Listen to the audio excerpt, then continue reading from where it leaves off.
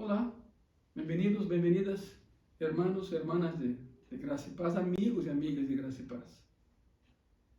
O título do sermão de hoje, para alguns vai ser muito fácil compreender, mas se eres de México, vas a entender de que se trata o assunto. O título é Queremos Pastel. Sim, exato. Queremos Pastel, parte 1. E antes de que empiece a dizer, o pastor se volvió louco, não. Há uma explicação. Por lo tanto, eu espero que antes da explicação, eu espero que tenhas já tu Bíblia a tu lado, um caderno, uma pluma, porque créeme, tens que anotar esse sermão. Tens que anotá-lo. Essa é a primeira parte. Já sabes, se tens um grupo pequeno de Graça e Paz, esse sermão te chegará através em formato de estudo bíblico, verdade? Para dar a tu grupo pequeno. Se não tens um grupo pequeno, pois que esperas? Funda um grupo pequeno e te enviamos o material. Muito bem. Queremos Pastel, parte 1. 1 de Coríntios é uma carta prática. Assim la veo eu. A primeira carta de Pablo aos Coríntios é muito prática. É uma carta que não é muito teológica. Pablo sempre é muito teológico, mas 1 de Coríntios não é muito teológica, mas é profundamente prática. E o capítulo 7 não é a exceção. Basicamente, 1 de Coríntios 7 trata com o tema do matrimônio. E vamos estudar as 4 formas em que uma pessoa, bajo o Império Romano, podia casar-se. Não são formas muito sencillas, mas vamos passo a passo. E vão entender por que Pablo toca o tema de matrimônio justamente nessa carta. Porque a carta foi escrita devido a algumas inconsistências, incongruências e perguntas que tinha a igreja em Corinto, devido à cultura da época. Bueno, a Bíblia tem muito que dizer sobre o matrimônio, muito. Jesus ensinou sobre o matrimônio, e isso referência ao matrimônio muitas vezes nos evangelhos. Ele afirmou, por exemplo, em Mateus 19, que o homem e a mulher foram hechos el uno para el outro. El uno para el otro. Ele afirma que devem unir-se e volver-se que uma sola carne, unidos por Deus, bajo el mandato de Deus e a bendição de Deus. É por isso que uma boda religiosa, como dizemos, é tão importante. Porque está bem, se casam por el civil, está perfeito, por supuesto, pero uma boda religiosa é algo, é um plus, porque por primeira vez marido e mulher se apresentam ante Deus como uma sola carne, então a bendição aumenta. É isso, ok? Jesus também enfatizou que o matrimônio deve ser monógamo, ou seja, o esposo de uma só esposa, a esposa de um só esposo. E algo que foi afirmado em Gênesis capítulo 2. Não vamos regressar aí, há muito que ver. Jesus também ensinou em Mateus 19 que o matrimônio não devia dissolver-se. Acuérdense de que o divórcio existe por la vontade do homem, não de Deus. Por vontade do homem. En el Éxodo, as pessoas pediram a Moisés carta de divórcio e Jeová les dijo que querem isso, aí les va. Pero, segundo vocês queiram, não é vontade de Deus, é vontade do homem. Jesus também ensinou não só que foi ensinado por Deus como uma relação monógama, sino que também seria indivisível. Lo que une Deus não separa o homem, verdade? O apóstolo Pablo também tem muito que dizermos sobre o matrimônio, muito. Um dos passagens em los que Pablo explica as verdades básicas do matrimônio é precisamente 1 de Coríntios capítulo 7. Aqui, Pablo toma as coisas básicas que o Senhor dijo, inclusive se refere a algumas das afirmações de Jesus, e parte de aí para uma aplicação de suas próprias afirmações, com base em lo que Cristo ensinou. Há enorme espectro de coisas cobertas nesse capítulo, capítulo 7 de 1 de Coríntios, e vamos explicá-las conforme se apresentam, ok? Essa é a parte 1, a predicação está em 2 partes. Hoje é muito sencillo, depois entramos no mais profundo. Hoje estou seguro que quando acabemos, vamos analisar a profundidade, a quantidade de informação que há en 1 Corintios 7, informaciones para nosotros. Pero claro, lo más importante es que no es solo aprender, sino hacer lo que dice y aplicarlo a nuestras vidas. No es solo leer, no es solo aprender. ¿De qué sirve leer y aprender si no aplicamos? ¿Verdad? Ya sabe que en Gracia y Paz siempre tratamos que la Biblia sea predicada, explicada y aplicada. ¿Ok? Ahora, antes de empezar, quiero comentarles algo. Muchas personas, desgraciadamente, han decidido que lo primero que debemos de hacer con 1 Corintios es desecharlo, deshacer de ese pasaje. Simplemente porque Pablo dice en alguna ocasión de ese pasaje, eso es lo que yo digo, no lo que diga el Señor. Pablo nos dice en ese capítulo que él expresa su propia opinión sobre algunos temas. Por ejemplo, en el versículo 12, él dice, pero el resto hablo yo, no el Señor. Algunas personas dicen, no, esa es inspiración de Pablo, entonces no hay que tomar en cuenta. No, espérate tantito. Espera, no es así. Pablo muestra otra vez su humildad en el versículo 40 cuando dice, y creo también que tengo el Espíritu de Dios. Esa es la humildad de Pablo. Entonces los que rechazan 1 Corintios 7 nos dicen que ese es un intento de mezclar opiniones humanas con revelación divina. Y lo mejor que tenemos que hacer con 1 Corintios 7 es deshacerlo, es no leerlo, no aplicarlo. Bueno, es una postura ridícula por dos razones. La primera es porque aún la opinión de Pablo está permeada por la perfecta voluntad del Señor. De eso no hay duda. Y la segunda es porque las afirmaciones de Pablo se explican de manera muy fácil si vemos del punto de vista de otro asunto. El punto de vista de otro asunto. La razón por la que él dice en el versículo 12, esto hablo yo, no el Señor, y que ha dado origen a personas que piensan que no, entonces no hay que leer porque es opinión de Pablo. No. Espera un tantito.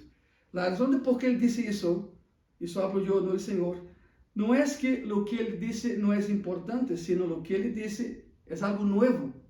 Es su perspectiva sobre ese asunto, su punto de vista sobre el asunto.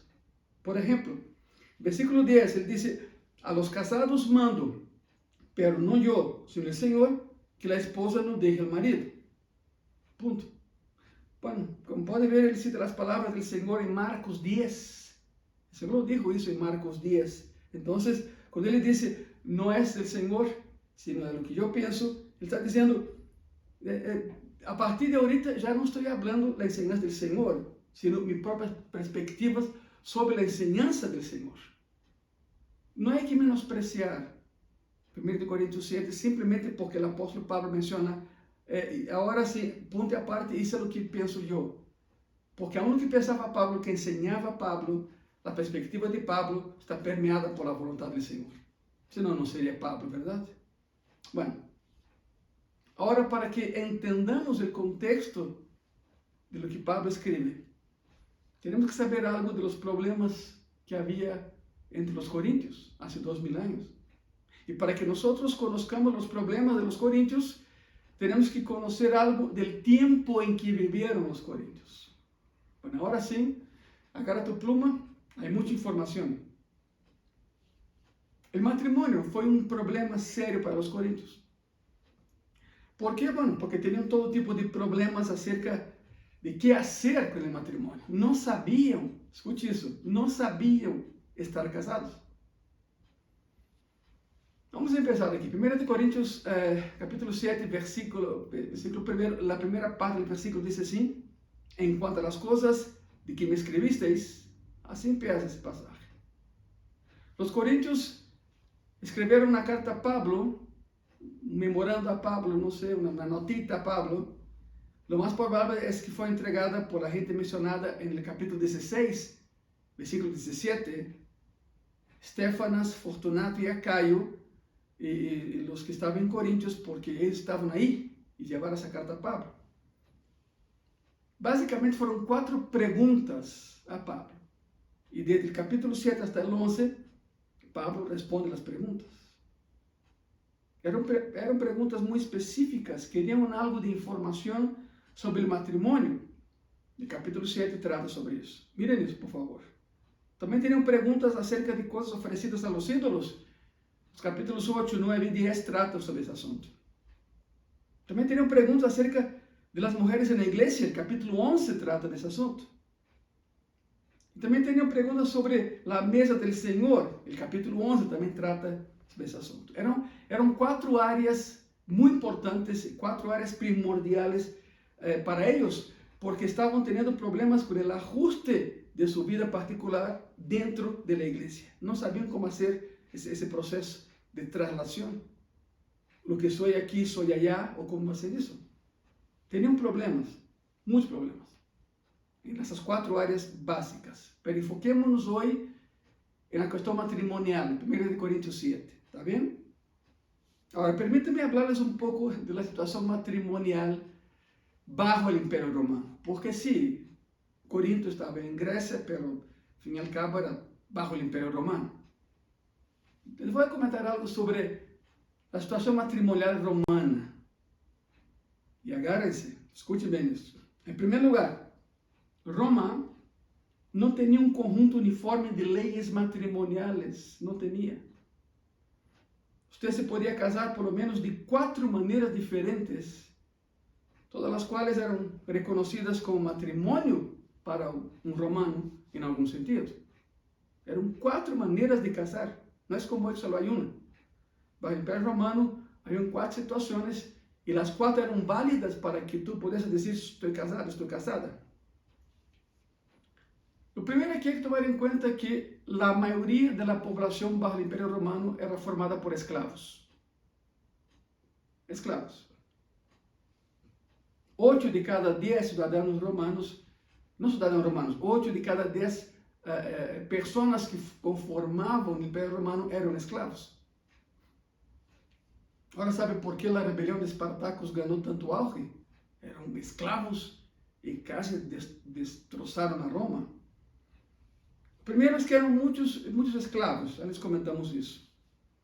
Dezenas de centos de miles de escravos, milhões de escravos. E nem sequer os escravos eram considerados seres humanos. Bajo o Império Romano, um escravo não era um ser humano. Então não tinham direitos como cidadão romano, porque não o eram. Desgraciadamente, tratavam os escravos como animais, não como seres humanos. Quando um escravo queria casar-se ou unir-se, o dueño de los escravos tinha que estar de acordo com essa união. E se chamava um contubernium. A palavra em latim é essa, contubernium. O qual simplesmente significa companheirismo de carpa. Viviam bajo a mesma carpa. Ora, se ao dueño de los escravos não lhe parecia isso, então o dueño vendia ao esposo ou à esposa. Assim era de cruel. Se ao dueño não lhe parecia essa união, pues vendia a um ou a outro ou a ambos, pero separados. Bueno, como te podes imaginar, havia muitos problemas na igreja primitiva porque muitos dos primeiros cristianos eram escravos. E haviam tenido um transfundo matrimonial como este e chegavam assim na igreja. Pablo tratou de ensinar-lhes a santidade do matrimônio bajo fuera qual fora a base legal que tinha. Estavam vivendo juntos bajo um companheirismo de carpa, contubernium, já sabe a palavra, contubernium. Ele simplesmente les dizia: mira, quédense juntos, sejam leales el uno al outro, amem-se, hagam todo o que podam nesse matrimônio, obedeçam a Deus e já. Porque essa era a única opção real que tinham os escravos. Era essa. Pablo les ensinava: pues quédense juntos, amem-se, amem a Cristo, sigam adelante, respeitem-se, sejam el uno para el outro, porque já não havia nada mais que fazer. Bueno, entonces el contubernio era el matrimonio de esclavos. Y la enorme mayoría de la población romana eran esclavos.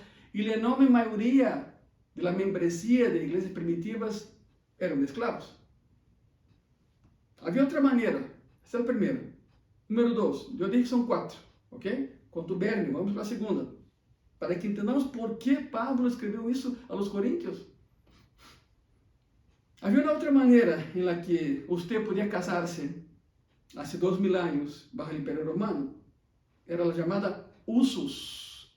Primeiro contubernio, escravos. A segunda era usus, latim também. Essa costumbre significava que uma mulher e um homem podiam viver juntos durante um ano e, ao final do ano, ser reconhecidos como matrimônio. Não era de imediato. Depois de um ano, se seguiam juntos, se considerava matrimônio. Se chamava a lei comum, o uso comum, por isso usos em latim. Então, a igreja tinha que enfrentar a pessoas que estavam casadas por lei comum, que viviam juntas, sem ser casadas, ante a lei de Deus, pero não eram escravos, então, el usos. Não tinham um documento legal, não tinham nada que atestiguara que era um matrimônio.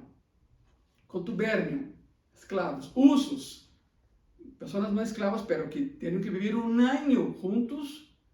Sí, em pecado, por supuesto, pero não havia de outra, era assim há 2000 anos, e depois de um ano, a lei romana dizia, vocês são casados. Número 3, havia uma terceira maneira de casar-se bajo o Império Romano, e era o coemptium in manum. Coemptium in manum, que significava matrimônio por venta. Terrível, não? Matrimônio por venta, em donde el papá vendía a su hija o su hijo. Y dependiendo de la joven o del joven, el precio variaba. Horrible, ¿no? Pero así era. Coemptium in manum. Era un acuerdo legal, pero financiero. El papá vendía a los hijos al esposo o, en este caso, la esposa. Pero, número 4. Temos contubernio, esclavos, usos, cidadãos comuns que viviam um ano depois se chamavam matrimônio. Estava o coemptium in manum, que era matrimônio por venta, se vendia, o papá vendia o chavo ou a chava, é horrível, mas assim era isso. Mas havia uma quarta maneira de casar-se no Império Romano. Comento tudo isso porque esses 4 estavam presentes na igreja em Corinto, era uma loucura. Por isso, Pablo escreve 1 Coríntios 7. Muito bem, vamos com a número 4. Quarto, a forma mais elevada, a forma mais nobre de um matrimônio bajo o Império Romano era quando a gente se casava bajo o que se chamava confarreatio. Confarreatio. A palavra é latina, confarreatium. O que é isso? Era uma espécie de matrimônio de alta classe, high society. Aí sim. Niveles, não? Niveles. Confarreatio eram quando os ricos e nobres se casavam. Querem saber algo muito curioso? A ver, agárrate, abrota tu cinturão, por favor. A cerimônia de matrimônio inteira, como a conhecemos hoje na igreja cristiana, é esta. Confarreatio. Toda a cerimônia de boda que temos hoje em nossas igrejas vem dessa cerimônia romana. Não vem da costumbre hebreia do Antigo Testamento, não vem de uma base do Novo Testamento. Totalmente a cerimônia que temos hoje de boda na igreja cristiana evangélica é o confarreatio, a cerimônia romana de alta classe. Escute bem isso. O que sucedeu foi que a igreja católica romana simplesmente retomou a cerimônia romana estándar. E quando vino a reforma protestante, nadie teve a ideia de cambiar a cerimônia, assim se quedou. E se havia convertido já em tradição, em el estándar, e praticamente é igualita na atualidade. De hecho, a boda hebreia durava 7 dias. Uma boda hoje nas igrejas não dura 7 dias. Estamos muito lejos da boda hebreia, porque a boda romana durava algumas horas. O confarreatio durava algumas horas, como hoje em nossas igrejas. La pareja se dava as manos, repetia seus votos e depois de los votos oravam. Pero claro, a diferença aqui é que oravam a Júpiter e a Juno, os dois deuses. Não oravam bajo o mandato de Cristo. La novia, el confarreatio, la novia traía uma corona de flores. Esse foi o começo do que conhecemos hoje como o ramo de la novia. porque a novia também aventava sua corona. Havia alguma solteira que la agarrava, exatamente como hacemos hoje. Todo tem uma origem, verdade? A novia usava um velo, o qual era levantado por el novio. Havia um anillo, aunque não me lo crean, no Confarreatio havia um anillo colocado no dedo anular, exatamente como lo tenho eu, exatamente como se hace hoje em dia, el dedo anular. ¿Por que el dedo? Por que esse dedo foi escorrido? Déjame comentarte algo. Em Brasil, de onde eu vengo, em Brasil, a argolla de compromisso é a argolla da boda. Quizá alguém, eu me acordo, minha esposa é romana, é mexicana, já lo sabe, e a boda é romana. Então, eu me acordo que quando lhe di a argolla, me dijo, Ângelo, e minha argolla de compromisso, eu disse, não, meu amor, em Brasil não há argolla de compromisso, é só uma. E me acordo que me dijo, pois, ¿qué codos son ustedes? No, allá, pues es la tradición. De hecho, esa argolla, allá en Brasil, cuando alguien es noivo o noiva, ya está apartado para casar. Allá no se juega. Noviazgo ya es para casarse. Entonces, cuando son novios, esa argolla se queda aquí, en ese dedo, aquí. En la ceremonia de boda, se cambia de ese dedo al dedo anular. Ahora, ¿por qué el dedo anular? ¿Por qué ese dedo? ¿Por qué no otro dedo? Bueno, debido a la capacidad maravillosa de la medicina, al diseccionar el cuerpo humano, descubrieron que hay un nervio que corre de la mitad del dedo anular directo al corazón. De la mitad del dedo anular, ese dedo de la argolla de la boda, al corazón. Y debido a que ese nervio estaba conectado con el corazón, ese es el lugar en donde el anillo de boda debía ir. Es donde va el anillo de boda. Todo tiene una explicación, ya saben. Todo eso, hermanos, hermanas, amigos y amigas, todo eso fue parte de la ceremonia romana de matrimonio, el Confarreatio. Ahora, adivina cómo terminaba la boda romana? Con pastel. Se comía un pastel. Por eso ese sermón se llama Queremos Pastel. Parte 1. La parte 2 será el próximo domingo. ¿Cómo terminaba la boda romana? Con pastel. Exactamente así. Aunque te rías, era así. Ahí tienen las 4 maneras diferentes en que se casaban las personas del primer siglo. ¿Verdad? Para aquellos que ya estaba el contubernio con esclavos, estaba el usos, que no eran esclavos, pero vivían un año y después se juntavam e somos casados, verdade? Estava el cuempito in mano, que era, se vendia o noivo, se vendia a novia, e por supuesto está el confarreatio, que é o exemplo que temos hoje na boda. Agora, escute bem isso. As 4 maneiras diferentes em que se casavam as pessoas do primeiro siglo. E essas pessoas se convertiam ao cristianismo. Imagínate a loucura que era isso. Não importa se havia casado em alguma das 4, se convertiam ao cristianismo e se congregavam no mesmo lugar. Não havia uma igreja, não havia um templo, eram em suas casas, verdade? Essas pessoas se convertiam ao cristianismo e chegavam assim na igreja. E cada quem tinha uma opinião, porque cada quem defendia seu matrimônio. Se me explico? Cada quem defendia seu matrimônio. E eram discussões acaloradíssimas. Dime tu, que harias tu como pastor de uma igreja do primeiro siglo? Como Timoteo, pobre Timoteo, em Éfeso. Imagínate. Que harias tu? ¿Vas a formular novas leis para o Império Romano? Impossível, porque a igreja não podia imponer suas leis no Império Romano. O que Pablo hace, o que todos os escritores do Novo Testamento e maestros hacían, era simplesmente ensinar a santidade do matrimônio, independentemente de como chegou você a estar aí na igreja. Independente se habías casado em contubernio, o que seja. Independentemente, se ensinava a santidade no matrimônio. Simplesmente haga o melhor que você pode fazer com a situação em la que te encuentras. Ponto. Era isso. Agora, esses eram alguns de los problemas que estavam enfrentando na primeira igreja primitiva, pero añadidos a ellos, havia problemas mais sérios. Havia problemas muito mais sérios. A natureza moral dentro do matrimônio se había destruido a tal grado que el divorcio era muy, muy común. Por ejemplo, hay registros de personas que se habían casado, escuche eso, se habían casado 27 veces, 28 veces, 29 veces.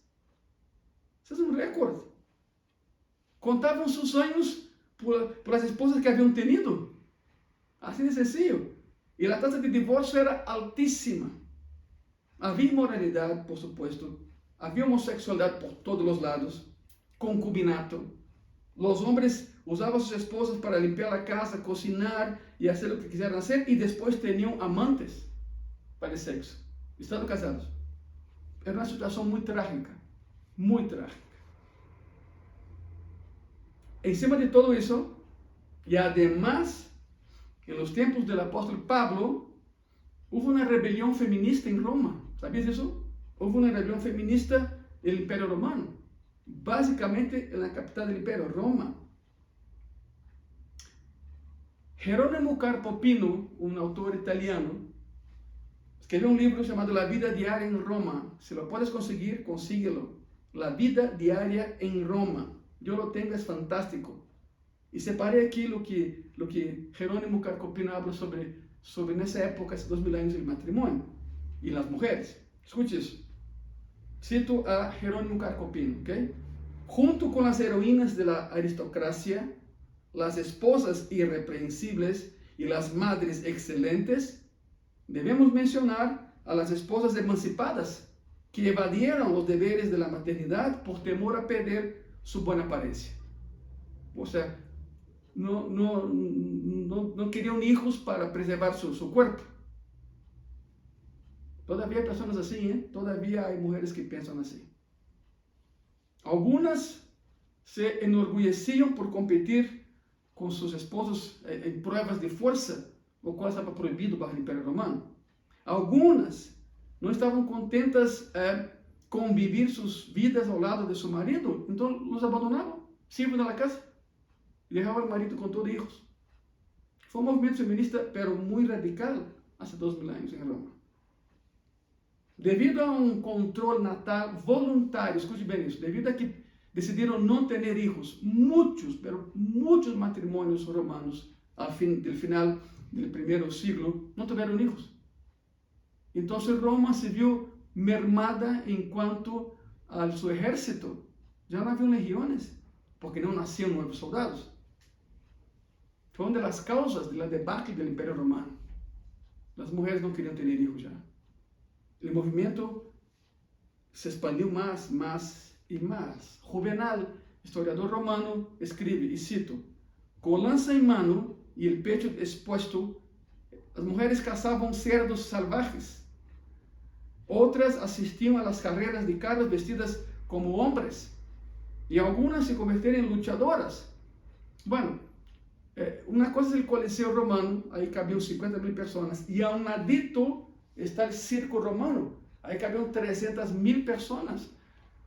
Si alguna vez has visto la película Ben-Hur con Charlton Heston, ahí está el circo romano. Y a pesar de que en la película muestran a las mujeres en las gradas, no se permitían que las mujeres entraran a ver la carrera de vigas o cuadrigas, dependiendo del número de caballos, ¿no? Si eran 2 caballos, vigas, si eran 4 caballos, cuadriga. Ben-Hur tenía una cuadriga, ¿verdad? En la película. Bueno, el detalle es que las mujeres se vestían de hombre para poder asistir a las carreras de vigas o cuadrigas en el circo romano. Y Juvenal sigue hablando, ¿no? Algunas se convirtieron en luchadoras. Si alguna vez te habías preguntado dónde comenzaron las mujeres luchadoras, pues comenzaron en Roma. Ahí está la respuesta. En Roma. Juvenal escribe desde el punto de vista romano, por supuesto. Y sigue. Y dice así Juvenal, ¿qué pudor puede usted esperar de una mujer que usa un casco, odia su propio sexo y se deleita en certámenes de fuerza? Fin de la cita. Es la opinión de Juvenal. Debido a la inmoralidad presente en el Imperio Romano, punto aparte, debido a la inmoralidad presente en el Imperio Romano, cuando las esposas romanas dejaban a sus maridos, los maridos estaban más que contentos porque rápidamente buscaban otra mujer. Descartaban a sus mujeres por salir sin velo en la calle, por hablar con alguien público, por ir a algún lugar o hacer algo sin pedir permiso a sus maridos. Bastaba algo así y ya. Se divorciaban de una mujer para casarse con una más rica. Así de sencillo. Cicerón, por ejemplo, político y filósofo romano, lo hizo. Cicerón lo hizo. Dejó a su mujer para casar con una más rica. Inventó que la mujer había hecho algo que no le gustaba y se casó con una más rica. Entonces las mujeres empezaron a deshacerse de sus maridos. Ellas tomaron la iniciativa. Bueno, como puedes ver, mi hermano y mi hermana, mi amigo y mi amiga, el retrato del matrimonio era algo muy confuso bajo el Imperio Romano. Entraban y salían de matrimonios, el divorcio estaba por todos lados, había problemas con quien realmente estaba casado y quien no estaba casado. Los grupos se peleaban en la iglesia.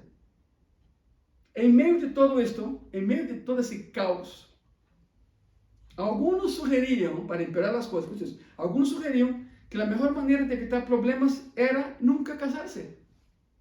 Simplemente, olvídate, ya, no me caso, se acabó.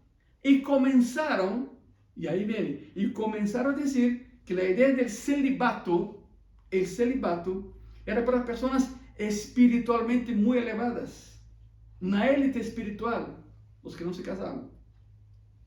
Si no eras casado, eras una especie de cristiano súper espiritual, porque en la iglesia de Corinto, el celibato era la forma más elevada de vida cristiana, aunque usted no me lo crea. Nunca casarse, no tener relación sexual, para nada, eso te hacía súper cristiano. Se puso peor. Y se puso peor, porque la gente no solo no se casaba, sino que condenaba a las personas que se casaban. Y la gente que estaba casada estaba dejando a sus cónyuges para ser célibes, para que pudieran ser más espirituales. ¿Te das cuenta de eso? La cadena de eventos que había. Y la gente que estaba casada con un incrédulo se estaba yendo, se estaba separando, porque supuestamente era una contaminación estar casado con un incrédulo y tener relación sexual con un incrédulo. Eso era lo que ellos profesaban. Caos por todos lados. Por eso escribe Pablo 1 Corintios 7, para colocar orden en ese asunto. Bueno, entonces la iglesia de Corinto tuvo muchos problemas con temas de matrimonio, ya van entendiendo por qué, ¿verdad? Algunas personas promovían el celibato y claro, los judíos defendían el matrimonio, porque pensaban que era un pecado no casarse. Judíos cristianos que estaban en la iglesia en Corinto. La idea de que una persona verdaderamente santa y piadosa no se puede casar todavía está presente hoy en día en la iglesia católica. Los sacerdotes y las monjas no se casan por esa razón y usan un anillo de bodas como símbolo de su matrimonio con Jesucristo. Y con esto supuestamente demuestran que son espiritualmente superiores a los demás, a nosotros que sí estamos casados. De ahí tomar la idea. Entonces los corintios tenían muchas preguntas y escribir y preguntar. En esa sección del medio de la carta a los corintios, Pablo se detiene para ayudarles en ese tema acerca del matrimonio, el celibato, etcétera, etcétera. Era un caos, un caos. Bueno, respiren profundamente. Después de esa larga pero necesaria introducción, estamos preparados para ver juntos 1 Corintios capítulo 7. ¿Estás preparado? ¿Estás preparada? Quiero que veamos 4 ideas claves que aparecen en los primeros 7 versículos. Y trato con el problema de ser célibe o casado, soltero o casado. Algunos de ustedes están atrapados en medio de esto. Y en este momento no saben si deben casarse o no. ¿Verdad? Algunos de ustedes no tienen opción en ese punto. O son solteros y no han encontrado a nadie, a la persona indicada. O están casados y ahí están metidos y ya no hay, ¿cómo? Ya no hay salida. Pero algunos de ustedes que me están viendo tienen esa opción y no saben si deben buscar a alguien con quien casarse o no hacerlo, no saben si está bien volverse a casar o lo que sea. Bueno, vamos a la palabra. Dice la palabra, a la ley y el testimonio, ¿no? Entonces, mi oración es para que el Espíritu Santo de Dios nos ayude en esa predicación y nos guíe en todo ese asunto. ¿Estamos de acuerdo? Ok, muchas gracias. Veamos 4 ideas claves desde el punto de vista de celibato o de ser soltero. Vamos a enfocarnos en eso ahorita, ¿sí? De celibato o ser soltero. De hecho, vamos a tocar un solo punto hoy. Un solo punto, senão vamos extender mucho. Pero vamos a empezar, ¿ok? 4 ideas claves del celibato. 4 ideas claves de ser soltero en la iglesia desde hace 2000 años y hoy también. Número 1. El celibato es algo bueno. O sea, antes que me apedreen, ser soltero es algo bueno. Está en la Biblia. 1 Corintios capítulo 7, versículo 1. Antes que me apedreen, déjame explicar esa postura, ¿está bien? 1 Corintios capítulo 7, versículo 1. Dice así: en cuanto a las cosas de que me escribisteis, bueno le sería al hombre no tocar mujer. Ahí vamos. Nos detenemos un poquito aquí. Si tomas esta frase literalmente, se oye un poco quisquilloso, ¿no? Pues te diré algo. El concepto de tocar en ese pasaje no es un simple roce, no es un roce de hombro o toqué mi codo en otra mujer. No, no, es algo más grave. Es algo más grave. Tocar aquí es algo más grave. En México, tocar a una mujer es tener sexo con ella. El concepto mexicano es este. Y es acertado. Es exactamente de lo que Pablo habla aquí. El concepto de tocar a una mujer es un eufemismo para referirse a relaciones sexuales. Eso es lo que significa. Ahí se refiere Pablo. Y puedo mostrarte eso a partir de varios pasajes del Antiguo Testamento. Por ejemplo, Génesis 20, versículo 6 dice así: y le dijo Dios en sueños, yo también sé que con integridad de tu corazón has hecho esto. Y yo también te detuve de pecar contra mí, y así no te permití que la tocases. Aquí hubo un caso potencial en donde el adulterio pudo haber sido cometido en la familia de Abraham. Entonces, tocarla significa sí tener relación sexual, física. Proverbios 6, versículo 29. Así es el que se llega a la mujer de su prójimo, no quedará impune ninguno que la tocare otra vez. Claro, no está hablando de tocar el hombro, el codo, está hablando de una relación sexual. Esa es la idea aquí, y Pablo la retoma. Entonces, el versículo 1 dice, no es bueno tener una relación sexual siendo soltero, pero es bueno ser soltero. Es lo que dice aquí. Ahora, observen algo antes de que entre en pánico, por favor. Pablo está diciendo simplemente que, si bien es bueno ser casado, no hay nada malo en ser soltero. Y hay una explicación de por qué está hablando eso. Eso es un problema en la actualidad, porque muchas personas creen que si no te casas, algo anda mal contigo, algo está mal contigo. Eso no es lo que dice la Biblia. No es lo que dice la Biblia. Pablo no dice que es malo casarse y tampoco dice que es mejor ser soltero. Él simplemente dice que es kalos. La palabra en griego, kalos, significa bueno. No hay nada malo en ser soltero. Él no está haciendo comparaciones entre uno y otro. Simplemente está afirmando un hecho. Tanto es bueno estar casado como es bueno ser soltero. Eso es todo. No está haciendo una comparación. Ahora, la razón por qué es tan urgente que le diga eso, hay una razón de por qué. Es debido a los judíos en la iglesia de Corinto. Judíos que habían convertido al cristianismo, pero siguen siendo judíos. Es mi caso, ¿no? Pero en la iglesia de Corinto. Los judíos enseñaban que si no tienes una esposa, estás en pecado.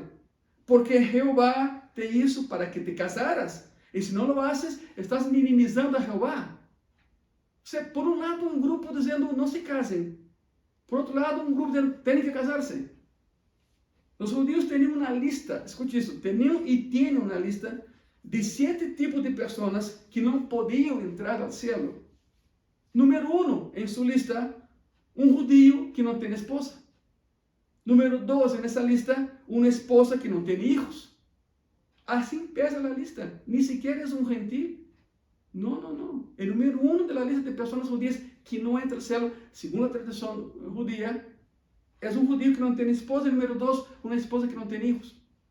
Cultura judía, no cristiana, aclaro. Los judíos decían, Jehová dijo, fructificad y multiplicaos, y si no lo haces, eres desobediente a los mandamientos de Jehová y no entrarás al cielo. Bueno, sin duda la iglesia en Corinto estaba enfrentando una fuerte presión que venía de los miembros judíos de la iglesia. Estaban diciendo, tienes que casarte. Pero los gentiles que querían estar en un nivel espiritual muy elevado decían, no se casen. Y vamos a alejarnos del matrimonio para vivir una vida completamente entregada a Dios. Tanto un punto con el otro, cuando son extremos. Y los extremos nunca son buenos, acuérdate. Ahora, ¿te puedes imaginar las discusiones acaloradas después de cada culto? ¿Te puedes imaginar eso? Y Pablo, a causa de los judíos tormentosos de la iglesia, está diciendo que no hay nada malo en ser soltero. Por eso lo dijo, para dar una enseñanza a los judíos. Y quizá alguien diga, pero a ver, el Antiguo Testamento dice que no es bueno que el hombre esté solo. Bueno, puede ser soltero y aún así no estar solo. Tienes amigos, ¿no? Tienes amigos, ¿verdad? El contexto de la creación allá no es matrimonio, es compañerismo. Es compañerismo, es amistad. Salmo 68, versículo 6. Dios hace habitar en familia a los desamparados, saca a los cautivos a prosperidad, mas los rebeldes habitan en tierra seca. ¿Qué dice el pasaje? Dios estabelece al solitario en familias. Dios no quiere que nadie esté solo. Dios estabelece al solitario en familias. Quizá tu familia sea gracia y paz, y espero que así sea. Quizá tu familia es la familia de alguien más. Quizá tu familia son tus amigos. Dios no te deja solo, Dios provee, Dios no te deja solo. Él te va a dar a alguien para que nunca te sientas solo o sola. Pero la verdad bíblica, más allá del contexto cultural, dice que es bueno ser soltero y también es bueno estar casado. No hay nada malo ni uno ni otro. Bueno, ese es el punto número 1 de la respuesta de Pablo a la iglesia en Corinto. Por eso se llama Queremos Pastel. Esa fue la primera parte. Hay mucha información, asimílalo. Si estás en un grupo pequeño, ese sermón lo vas a recibir como estudio bíblico. Disfrútalo, enséñalo y aprendamos todos. Vamos a orar. ¿Te parece bien? Cierra tus ojos. Señor Jesús, gracias por la oportunidad, Señor, de explicar tu palabra, de predicar tu palabra, Señor, de explicar tu palabra para poder aplicar tu palabra en nuestra vida, Señor. Sé con mi amigo, sé con mi amiga. Si han tenido algunas dudas sobre el matrimonio, esperamos que esa predicación en 2 partes pueda elucidar las dudas que tengo, Señor. Sé con mi hermano, con mi hermana, Padre Santo, que su matrimonio fructifique y vaya más allá. Si mi hermano y mi hermana no están casados, Señor, pues provee para que nunca se sientan solos, Padre Santo. Muchas gracias. En el nombre de Jesús, amén. Bueno, un aviso más. La hechura del techo de nuestro nuevo lugar va muy adelantada, pero me emociono, pero en su momento les voy a decir exactamente cuándo inauguramos la iglesia, el templo más bien, la iglesia está, cuando inauguramos nuestro nuevo templo, ¿ok? Estén atentos, por favor, a nuestras redes sociales, ahí recibirás la noticia. Y alégrate porque va a ser antes de lo que te imaginas. Muchas gracias, que Dios te bendiga.